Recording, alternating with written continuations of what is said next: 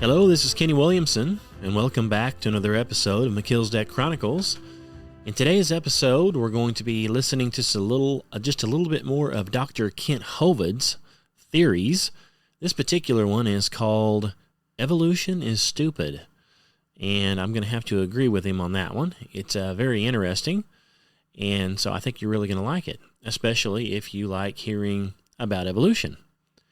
So I'm going to play that here in just a second. It's going to be a couple of 3 parts because it's pretty long. But I just wanted to remind you guys to go check out the new website at www.truthseekersministry.org. Of course, you can also get that at kennywilliamson.com if it's easier to type. So go check that website out and tell us what you think. And I think that's about it. Other than that, I'm going to get right to Dr. Kent Hovind here and give it a listen. Let us know what you think. Like it and share it. Here we go. So at Bill's request, we're covering today more reasons why evolution is stupid. Now, let me define some terms and some positions. I believe the Bible teaches very clearly, and I believe the scientific evidence points very clearly to this earth being instantly created in 6 days, about 6,000 years ago, and a great big flood about 4,400 years ago that completely destroyed the world and dropped everybody's property value to zero. And then Jesus came 2,000 years ago, and so that's the top timeline, and that's the position I take, and I believe that's true and defensible scientifically. The evolution theory says 20 billion years ago there was a big bang where nothing exploded and made everything. And then 4.6 billion years ago, the earth cooled down and developed a hard, rocky crust, and it rained on the rocks for millions of years and turned them into soup, and the soup came alive about 3 billion years ago. And that first life form found somebody to marry. That's a good trick, of course, and something to eat, and slowly evolved into everything we see today. I think the evolution theory is not defensible scientifically. Let's define some more terms here. Stupid. Lacking normal intelligence. Foolish. Silly, a stupid idea. Now, I was taught by my mommy, don't use the word stupid, okay? So when Bill said, preach on why evolution is stupid, I said, that's going to be easy to do, but it's going to be hard because it's been entrained in me since I was a little bitty, you don't use that word. So I don't want to belittle anybody who believes in evolution here today, and I'm sure there are quite a few, that's fine. It's just not a common sense idea. It doesn't make sense. The things about evolution just simply are lacking normal intelligence. And we want to fix that today. Now, I collect science books. I taught science 15 years. I happen to love the subject. Richard Dawkins said, it's absolutely safe to say if you meet someone who claims not to believe in evolution, that person is ignorant, stupid, or insane, or wicked. Folks, there is a battle going on, okay? Whether you realize it or not, whether you understand it or not, there's a war going on in our culture. And there are 2 basic sides. One side says, God made this world, He owns it, He makes the rules. The other side said, nobody makes this world, there are no rules. And it's a real war going on, and I'm right smack in the middle of it and helping to stir it up occasionally. Okay, so let's define some more terms here. The word evolution has at least 6 different meanings. First, we'd have to have cosmic evolution, the origin of time, space, matter, the Big Bang, okay? Secondly, we'd have to have chemical evolution. That's where all of the elements evolve from hydrogen. I think that's silly. We'll talk about that in a minute. Thirdly, there'd have to be stellar evolution. The stars would have to evolve. Cosmic evolution, chemical evolution, and stellar evolution. There's a lot of stars out there. The last estimate, in 2003, the most recent estimate is there are enough stars out there right now that we know about that everybody on planet Earth can own 11 trillion of them to yourself. Those are the ones we know about. We don't know about the ones that we don't know about. Fourthly, there's going to have to be organic evolution. Somewhere, somehow, life has to get started from non-living material. Okay? Fifthly, there'd have to be macroevolution, where an animal changes into a different kind of animal. And lastly, microevolution. I object to the term, but they use it. So I believe in number 6. That happens. I think variations happen within the kinds, but the first 5 are purely religious. I think, quite frankly, they're stupid. Okay? Let's cover them here. Look at each of the first 5. Textbook says, 18 to 20 billion years ago, all the matter in the universe was concentrated into one very dense, very hot region that may have been much smaller than a period on this page. That's stupid. And then there was a big bang where this little tiny dot exploded. That's stupid, okay? They don't tell you where the time came from, where the space came from, where the matter came from, where the energy came from. They just assume all of that is inherent in this little bitty dot, which came from nothing. Who's ever seen a Big Bang create order? Big Bangs don't create order. That's stupid. Big Bangs create big messes. The Humanist Manifesto says, humanists regard the universe as self-existing and not created. Well, the second law of thermodynamics tells us everything is falling apart. If you leave something alone for a while, it's going to rot, rust, die, break down, or fall apart. Nothing gets better by itself. So to say that the universe is self-existing is stupid, okay? It violates the second law of thermodynamics. Evolutionists say, well, yeah, you can add energy, though, and overcome the second law. And they say the Earth is an open system. It receives energy from the sun. I understand. But the universe is a closed system, by definition. Secondly, adding energy is destructive. There has to be something to utilize the energy. Adding energy is going to make it worse, okay? The Japanese added all kinds of energy to Pearl Harbor one day. They didn't organize nothing for us. A couple of years later, we returned the favor and added energy to a few of their cities, didn't we? Yeah. Adding energy is destructive. So the sun's energy is going to destroy the roof on your house. It'll destroy your entire house. The sun's energy will destroy the roof on your car. It'll destroy the paint job on your car. Adding energy is not the solution. You have to have intelligently directed and harnessed energy. So to say that you can overcome the second law by adding energy is stupid. It's just not that simple. Evolutionists assume that if you give enough time, things get better. That's silly, okay? You give things time, they get worse. Here's Sue at 20. Here she is at 90, okay? They don't get better. Textbook says nothing really means nothing. That's stupid.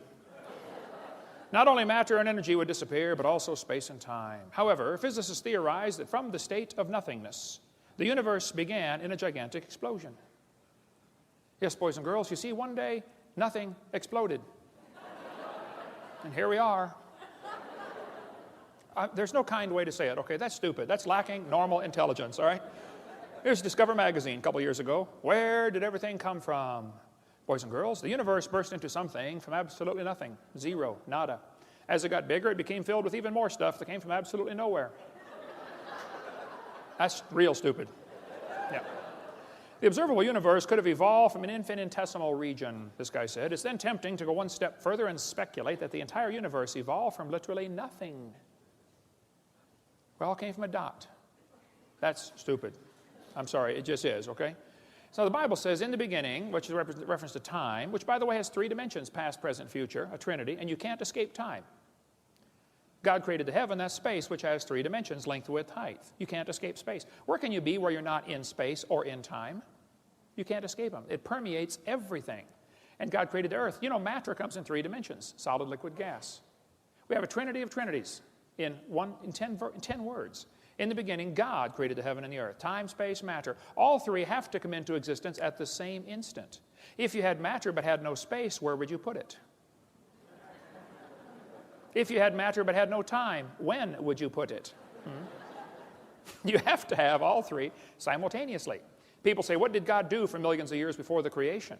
Well, your question assumes that God is stuck in time, space, matter. We are the ones stuck in time, space, matter. He's not stuck in those. See, if God was limited by time, He's not God. This is not 2004 in heaven. There is no time in heaven. And before the creation, there was no time. So once upon a time, there was a time when there was no time. Think about that one. Anyway. So when the textbook says nothing really means nothing, that's stupid, okay? It's just not common sense. None of these things can create themselves. Time, space, and matter cannot create themselves. They have to have an outside force, like an all-wise, all-powerful, almighty, infinite God to create those things. Then the textbook says this little tiny dot was spinning. It spun faster and faster. Yes, boys and girls, and one day it exploded. Big bang. Well, if you take a merry-go-round and put some kids on there, get the merry-go-round going clockwise as fast as it'll go, the kids go through distinct phases. In phase one, they're screaming at the football players, come on, let's go, faster, faster. You get up around, 30 miles an hour. They go to phase two, where they stop screaming.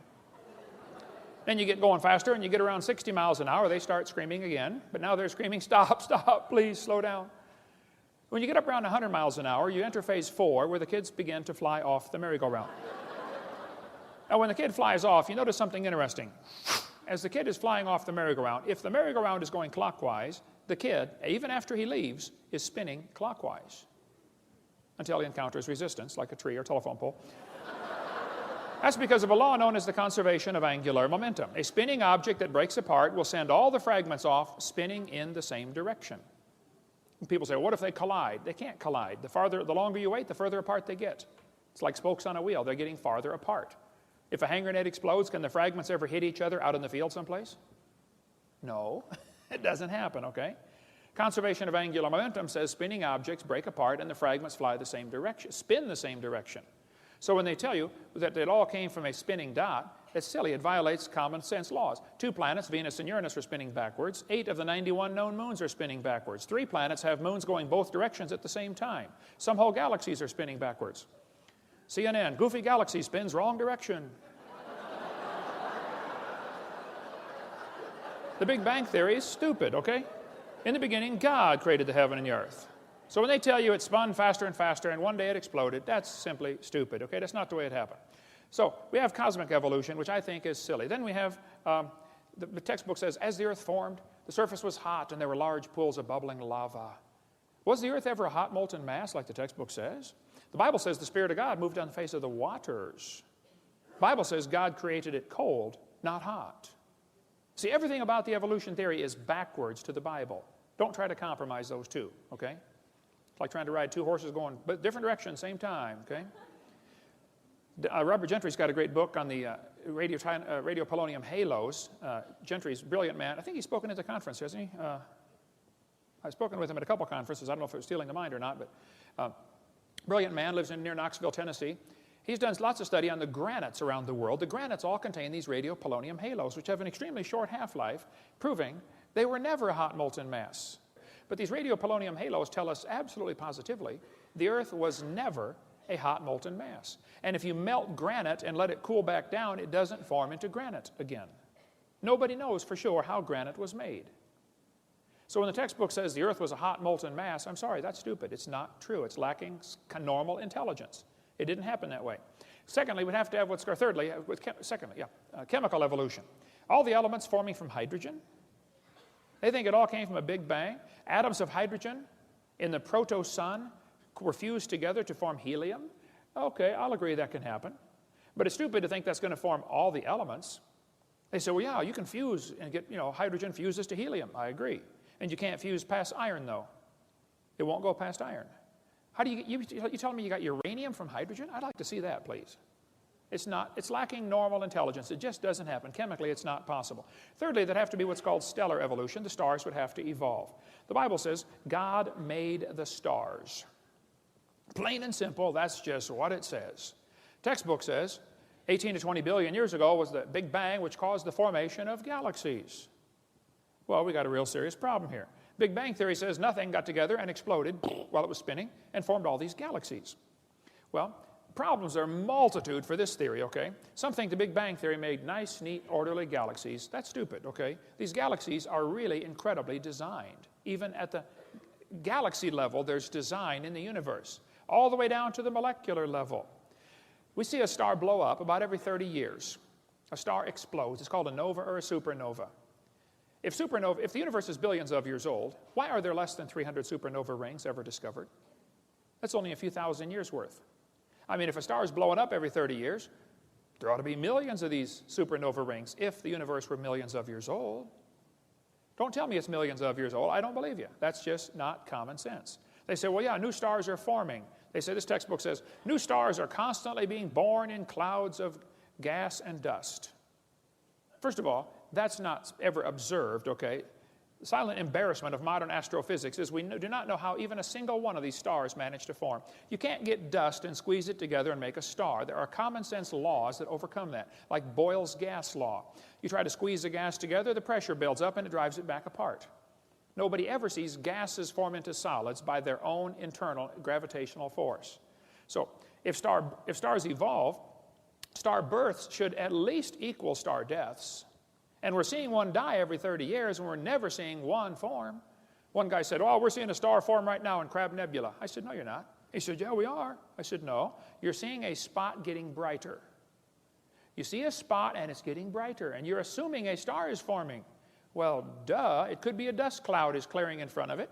It could be another Big Bang going off, a supernova going off out there. All you're seeing is a spot getting brighter. You're assuming it's making a new star. Nobody's ever seen a new star form. Some people think if we lose stars every 30 years and never replace them, this will eventually lead to having 70 sextillion stars. Yeah, you keep spending money, pretty soon you'll be rich. That's stupid, okay? It just is stupid, okay? Some of these planets are cooling off. They're constantly losing their heat, okay? And the textbooks is telling us they're millions of years old, billions of years old. You can't just keep cooling off and cooling off. Pretty soon it's cooled off. I mean, if you walked into a room and found a cup of coffee sitting on the table and I said, don't touch the coffee, that's hot. And you said, well, whose is it? I said, I don't know, it's been sitting there for 400 years. That's stupid, okay? Jupiter has a moon called Ganymede, which has a very strong magnetic field. Scientists are kind of perplexed by this because the magnetic field indicates a hot molten core, and yet Ganymede should have cooled off billions of years ago. Why does Ganymede still have a hot molten core and a strong magnetic field? To say it's billions of years old is stupid. It's just lacking common intelligence. Saturn has rings around it, but the rings are constantly expanding. They're moving away from the planet. To say they're billions of years old is stupid. They can't be billions of years old. They would have been dissipated by now. They're not billions of years old. The moon is going farther away from the earth every year. We're slowly losing the moon. Now, this is going to be complicated, so listen carefully. As the moon goes around the earth, it's gradually getting farther away. It's spiraling out about 3 inches a year. So that means that it used to be closer. Well, if you bring the moon in closer, you start to create a problem, you see, because the moon causes the tides. Now, you folks here in Denver probably don't worry about the tides. But in Pensacola, you worry about the tides, okay? Well, if you brought the moon in closer, you'd create a serious problem because there's a law called the inverse square law. If you bring the moon into 1/3 the distance, you take the 1/3, inverse it, square it, it's 9 times the gravitational pull. If you run all the math on this, you'll find 1.2 billion years ago, the moon was whizzing around just above the surface of the earth. That explains what happened to the tall dinosaurs. They got moon.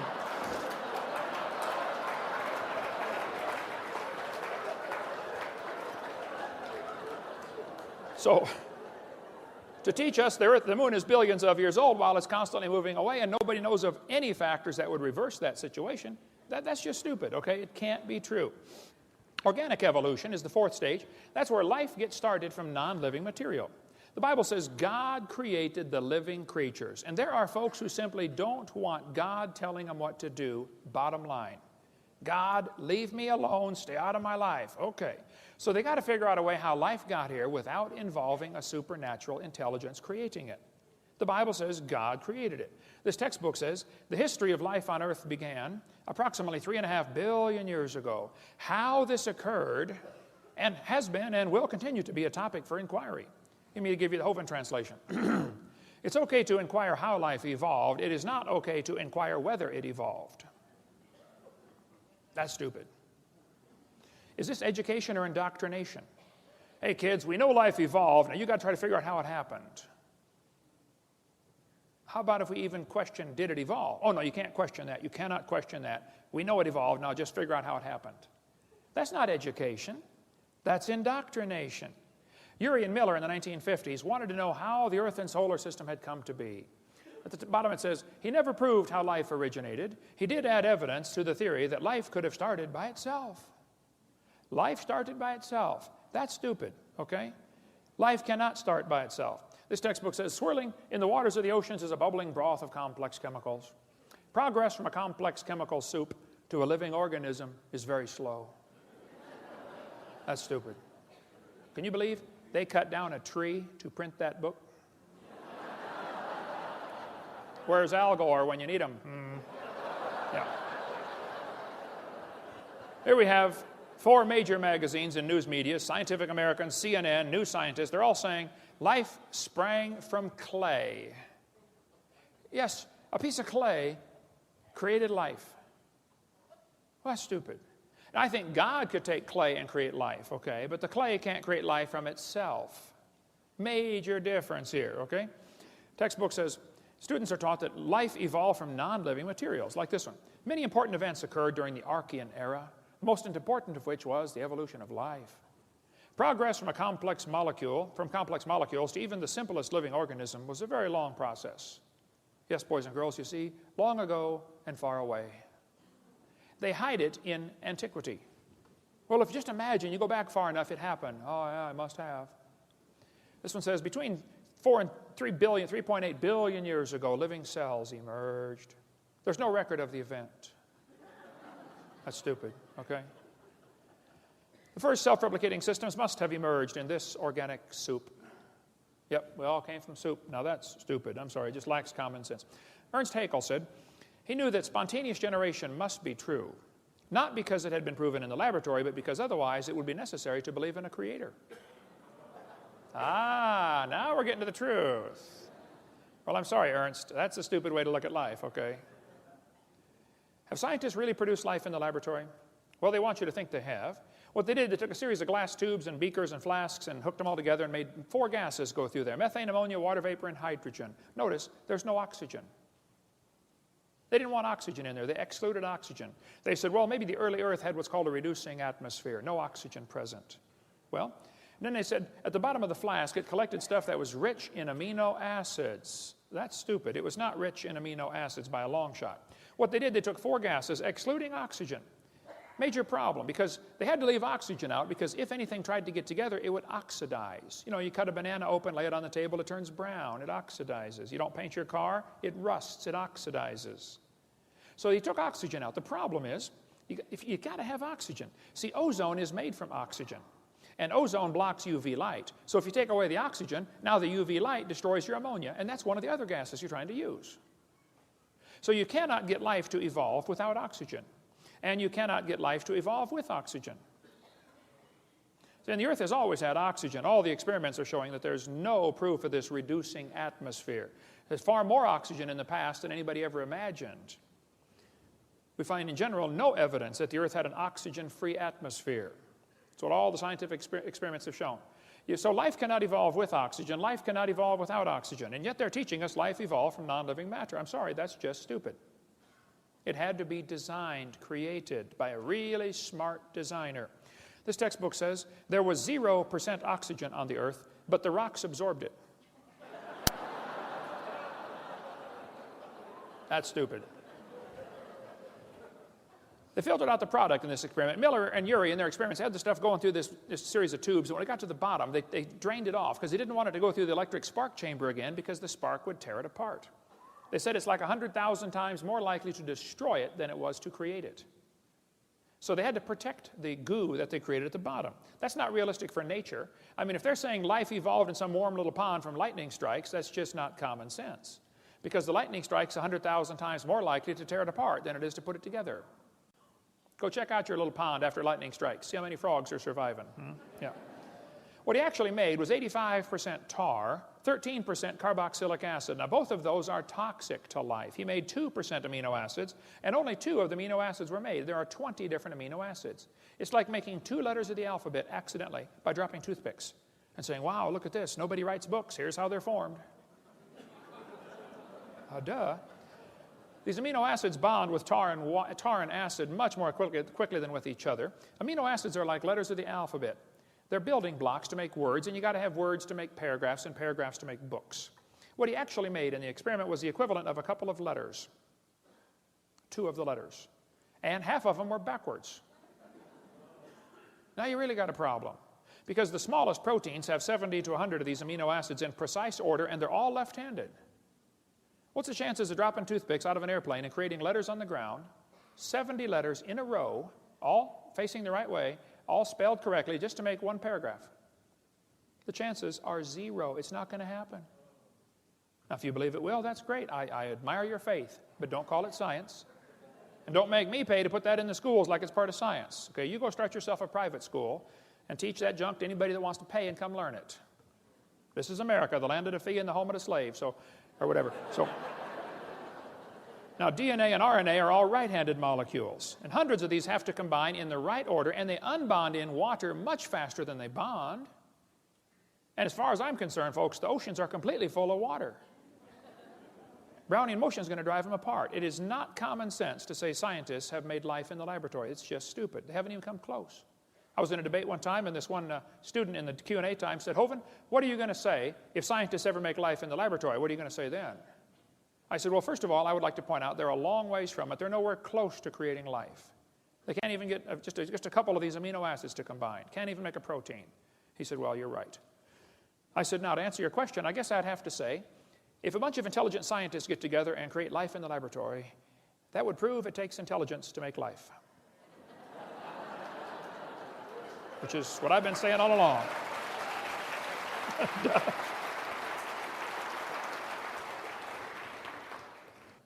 Life came from rocks. That's just stupid. It's not common sense, okay? Macroevolution tells us that it can change from one kind of animal into another. Textbook says, yes, boys and girls, bacteria slowly evolved to humans. This one says, all the animals have a common ancestor, early reptile. That's just stupid, okay? Nobody's ever seen a dog produce a non-dog, all right? Even Mary Leakey said those trees of life with their branches of our ancestors is a lot of nonsense. Stephen Gould at Harvard University said, the evolutionary trees that adorn our textbooks are not the evidence of fossils. We don't have any proof of these trees at all. They make it up. They say the mammals and the birds and the crocodiles have a common ancestor. Everything inside that circle is just pure religious speculation. They're guessing.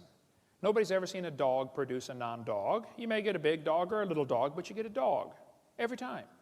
This Irish textbook calls it divergent evolution. Oh, come on, look at it. You got 5 dogs coming from a wolf.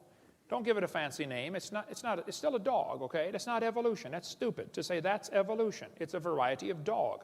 This Mexican textbook says the horse and the zebra have a common ancestor. I agree. And it looked like a horse. 4-wheel drive, genuine leather upholstery. I mean, all the standard equipment, okay? There's a lot of kinds of cows in the world, probably 15 different major varieties of cows, and they might have had a common ancestor. A cow. There's a magazine where you can order chickens. Okay, boys and girls, let's order some chickens. Do you want to get cinnamon queens, red rocks, white rocks, cherry eggers, brown leghorns, golden comets? But then the magazine says, jungle fowl are the original bird from which all varieties and strains of domesticated chickens are derived. Did you know all the chickens had a common ancestor? It was a chicken. Some say, well, that's evolution. No, I'm sorry, that's stupid, okay? It's a variety of chicken, right? There are 8 kinds of bears in the world, and they might have had a common ancestor. A bear. So to take these observations we see, like dogs and wolves having a common ancestor, and saying that is conclusion that we all have a common ancestor, I'm sorry, that's just stupid. It lacks common intelligence, right? Textbook says the horse evolved from a 4-toed horse. What they don't tell you about this is the first one had 18 pairs of ribs. It's a meat-eating animal still alive today in East Africa and Turkey, okay? It's about smaller than a fox. It's not a horse. It's not even related, okay? The next one had 15 pairs of ribs. The next one has 19. They just picked these animals and arranged them in order, okay? The horse evolution series is stupid. It's never observed today. There's a huge variety of horses today. We got big horses and little horses right now. And the horse evolution series was proven wrong in 1950. Even G.G. Simpson, who believed very strongly in evolution, says, look, folks, it's not true. It's wrong. Take this out of the textbooks. It never happened in nature. But they still keep this in the textbooks. And they know it hasn't held up to examination, but they don't have any replacement evidence. Othniel Marsh made up this entire horse evolution idea in 1874. He made it up. He picked animals from all over the world. Modern horses are found in layers with the so-called ancient horses. The ancient horse, the Hyracotherum, is not even a horse. It's just like a hyrax, still alive today in Turkey and East Africa. The ribs, we can go all day about the difference between horses and the hyrax, okay? Tulsa Zoo finally took down their display because 2,000 people signed a petition saying, get this lie out of our zoo. They took it down for 6 months and then put it back up when nobody was watching. Peabody Museum still has the horse evolution on display. Now, it's only been proven wrong for 55 years. I know it takes a while to get displays up to date in your museum. But 55 years is long enough in my book, okay? Leaving that thing in the zoo is stupid. Or in a university, it's not true. I was in a debate one time, and this one professor, I was going through lies in the textbooks. I said, get that out of the textbooks. It's not true. He said, well, finally, he said, well, what are you going to replace all this stuff with? Now, that's stupid. I said, are you telling me we can't take a lie out of the textbooks unless we got a replacement? What you're trying to say is, folks, we want the kids to believe this theory. We've got to give them some evidence, and this is all we've got, and you're taking away our evidence. Now, you've got to find some more. Look, I didn't pick the dumb theory to begin with, okay? I don't believe it.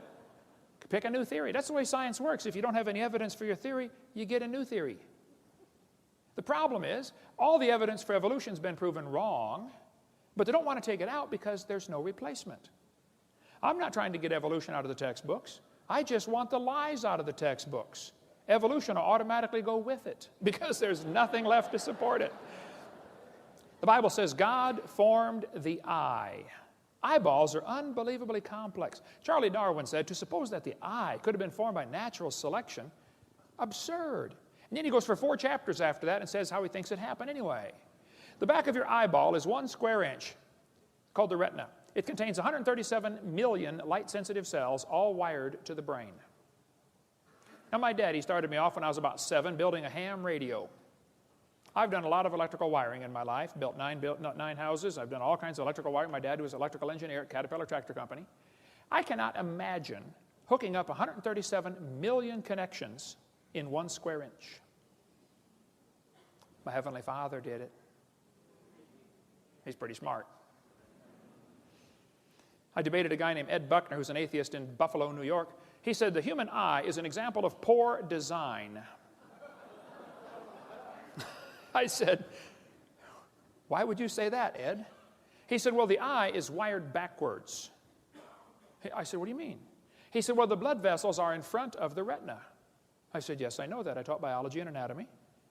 He said, well, the octopus has a much better eye because their blood vessels are behind the retina. I said, well, Ed, let me explain something to you.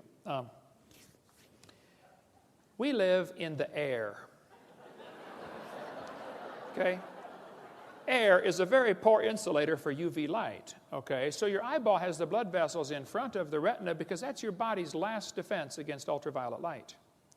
Now, octopus live in the water. Okay? Now, water blocks UV light.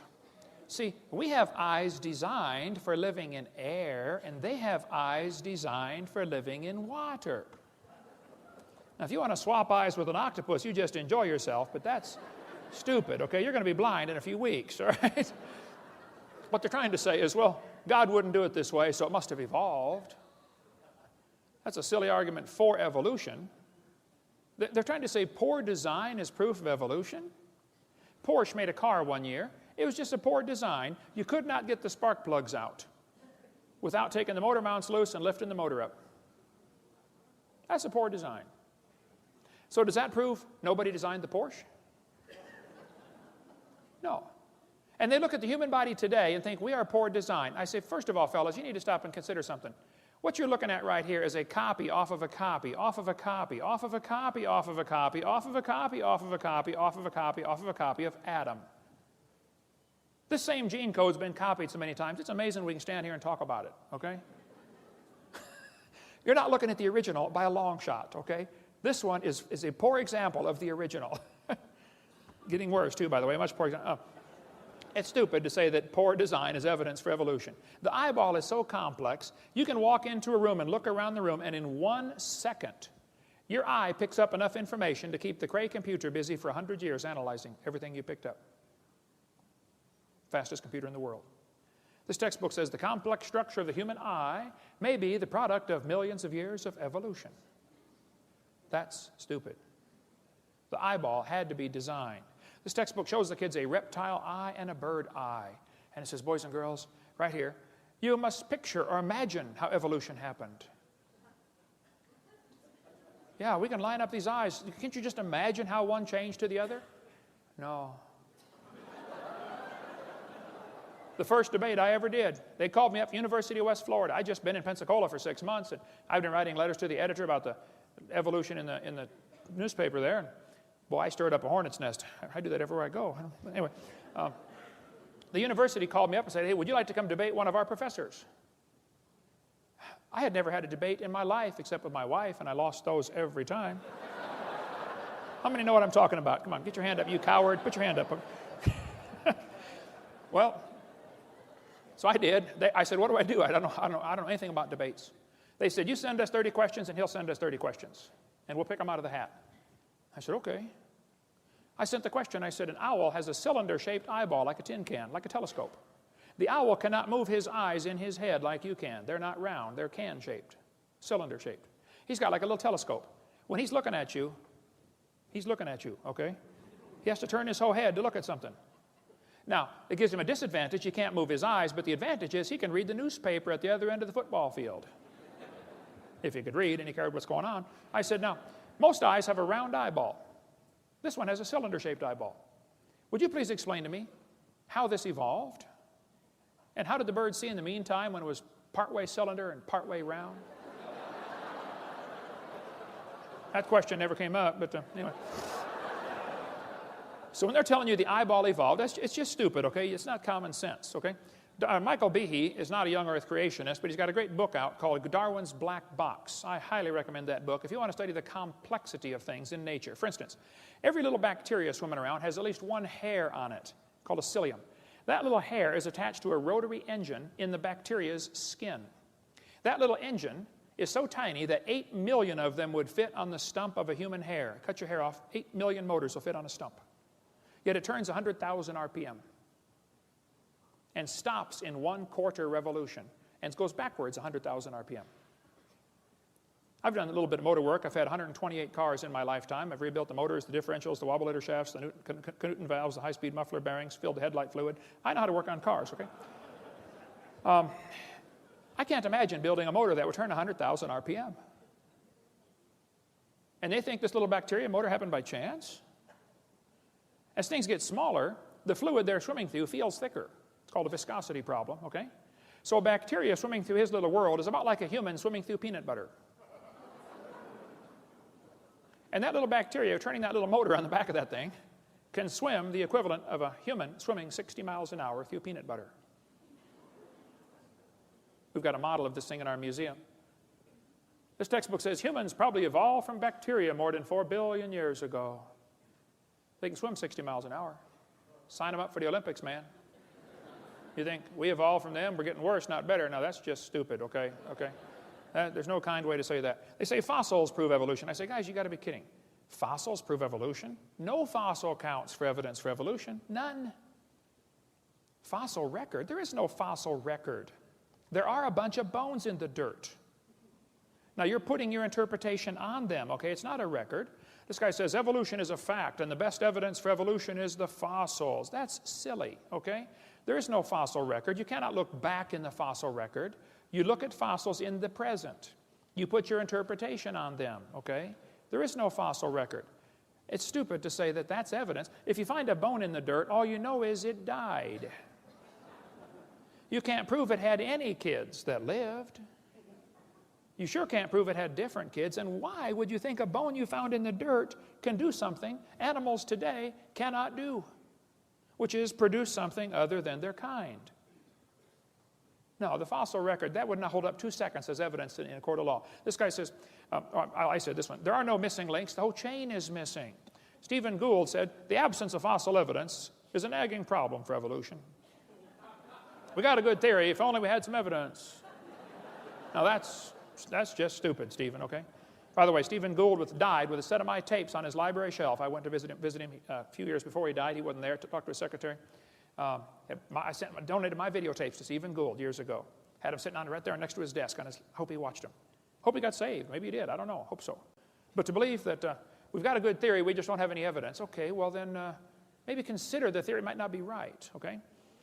Richard Goldschmidt said, the first bird hatched from a reptile egg. That's real stupid, okay? Then they say smaller is simpler. Well, that's silly, okay? Smaller is more complex. This textbook says all the many forms of life on Earth today are descended from a common ancestor found in a population of primitive unicellular organisms. Excuse me? A primitive unicellular organism? If it's single-celled, it's not primitive, it's complex. That's stupid to say that's simple.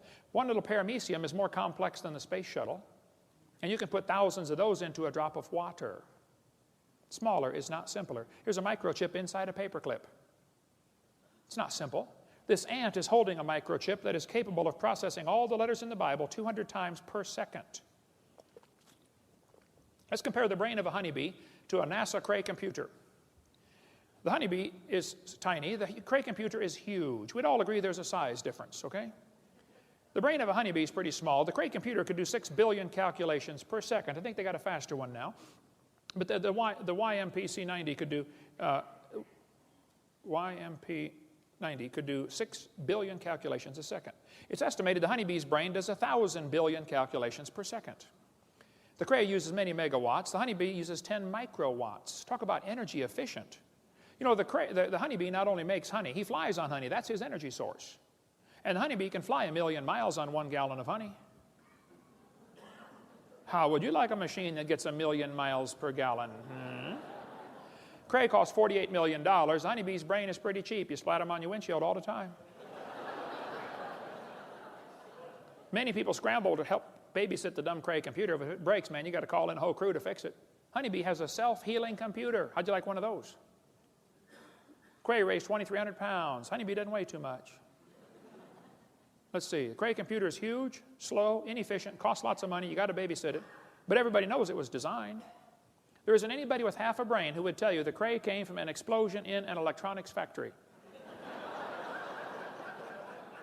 But they turn right around and say the honeybee evolved. That's stupid, okay? Smaller is not simpler. Smaller is more complex. And the brain of a human's a lot more complex than a honeybee. The human brain's unbelievable. You've got the memory capacity of the entire British Library. You have the computational power in bits per second greater than the entire national telephone system. The human brain is absolutely phenomenal. One evolutionist told me that he thought the human brain was nothing but 3 pounds of chemicals that arranged themselves by chance over billions of years. I said, then how can you trust your thoughts and the conclusions you've come to? That's stupid, okay? Maybe, never mind. DNA proves evolution. Yes, boys and girls, we have evidence from molecular biology. Percentage of DNA sequences is talked about here. It says Darwin speculated all forms of life are related. This speculation has been verified. You think DNA has verified Darwin's theory? That's stupid. DNA is unbelievably complex. The DNA molecule in your body, the deoxyribonucleic acid, is the most complex molecule in the universe. If you took it and unwound it and unwound it and unwound it and unwound it and unwound it, if you could ever get the thing untangled, it'd be about 7 feet long. And it'd be like a twisted ladder. Each half of the ladder is called the genes. That thing splits all the way down the middle, recombines when you make a new baby, and it gets all back together, and winds itself all back up. Unbelievably complex. The average person has 50 trillion cells in their body. The DNA from if your entire body's DNA would only fill 2 tablespoons. But if you tied them all together, it would reach from Earth to the moon and back. 5 million round trips out of 2 tablespoons. If you typed out the code found in your DNA, when you got done typing that incredibly complex code, you'd have enough books to fill Grand Canyon 40 times. You think that happened by chance? Well, the probability of just one DNA coming by chance is 1 in 10 to the 119,000th power, which is a big number, when you consider the entire visible universe is 10 to the 28th inches in diameter. DNA happened by chance? I'm sorry, that's stupid. Now, you might not like the idea of there being a creator because that means you might have to answer to that creator someday. Okay, well, I can't help you then. I did a debate at Embry-Riddle University a couple months ago, 3 against 1, 3 professors against me. It was a slaughter. Those poor guys, I felt so sorry for them. Oh, man. The next day, the student who organized the debate said, would you guys like to do that again? I said, no. After the debate, we had a Q&A time, and one of the kids said, I believe evolution's a fact. I said, well, let me ask you a question, son. Just suppose, creation was true. Suppose I'm right. Suppose there is a creator. And he owns this place. I mean, he made it, he owns it. Just suppose, okay? And he makes the rules. I said, would that change your lifestyle any? He said, what do you mean? I said, well, suppose the Creator gave us a book like the Bible that says, thou shalt not commit adultery. Don't lie, don't cheat, don't steal, no lust, no fornication, no pornography. Is this going to change your lifestyle any? He said, yeah. I said, well, then tell me, have you accepted the evolution theory because you really have some evidence, or because you like the freedom from God? He said, well, I've accepted it because I'm horny. I said, thank you, son. You may sit down. Folks, there is no scientific reason to reject the Bible. There is no scientific reason to accept the evolution theory. None. Now, you might have a reason to accept the evolution theory because of your lifestyle. Well, then I can't help you. Okay? But let me tell you, God created the heaven and the earth. God's going to come back and be the judge of this world one of these days. And if you haven't trusted Jesus Christ, His Son, to forgive you of your sins, you're in serious trouble. You're going to stand before God in trouble. You say, well, I'm a pretty good person. Oh, yeah? You ever lied? How many have ever told a lie? Put your hand up. You're doing another one. Okay. Bible says, 10 Commandments, thou shalt not steal. How many ever stole something? Come on, you already told me you're a liar. Put your hand up, okay? Well, that's just 2. We already know we're all a bunch of lying thieves, okay?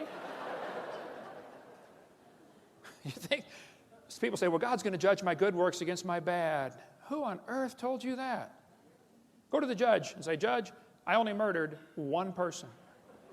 Look at all the people I didn't murder. Surely my good works outweigh my bad. You better think that one through. And God will say, okay, I won't send you to hell for your good works. I'll send you there for the bad ones. How about it? What if you died today? We're going to cover in the next session a bunch more reasons why evolution is stupid, and it is. But I think Satan is using this theory to blind people, to give them a placebo. Oh, I've got an answer to life. I know how we got here, and God didn't do it. It's absolutely a stupid idea. And Satan's laughing at you for believing in it. And I got probably, as Bill said he wanted 100 more reasons why evolution is stupid. I started going through that thinking, I don't think I can trim it down to 100. There are thousands of reasons why it's stupid. It just lacks normal intelligence. You know, it's common sense to look at something, when you find something designed, if I find a cell phone in the dirt, it's logical to say, somebody must have designed this. I don't have to see the designer. It's just logical, there must have been a designer, period, okay? When you're walking through the woods and you find a painting hanging on the tree, it's just logical to say, you know, somebody painted it, even if you can't have any evidence of who did it. The painting is proof of the painter. The creation is proof of the creator. And if you're here today and you're not saved, the Bible says you're going to hell. You say, I don't believe in hell. You can go to hell without believing in it.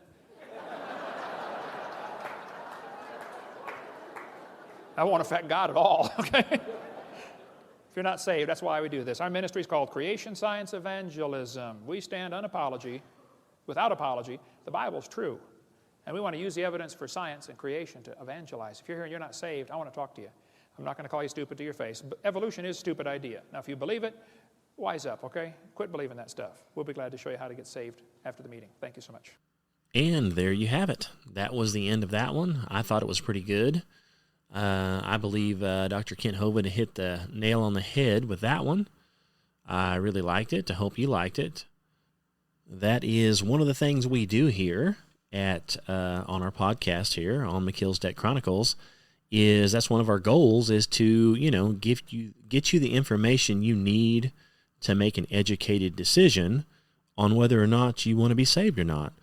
Because it's just like Kent said, you don't have to believe in hell to be sent to it. Okay, now when you get there, you're going to believe in it, but you don't have to believe in it ahead of time. It's there waiting on you if you're not saved. So thanks for listening. You can check out our website. Go check that thing out. If you want to contact us, there's a contact form there, and you can fill that out, and it'll come straight to our email. And again, so we're on all the platforms, Spotify, even on YouTube. So just please like us, share us, whatever you can do. We try to keep this thing we have so far. All we do is take donations if somebody wants to give one. So everything on this thing is free. So you can like it and share it and no advertisements, nothing. So anyway, if you want to help us. If not, that's fine too. Thanks again for listening. God bless you. See you soon.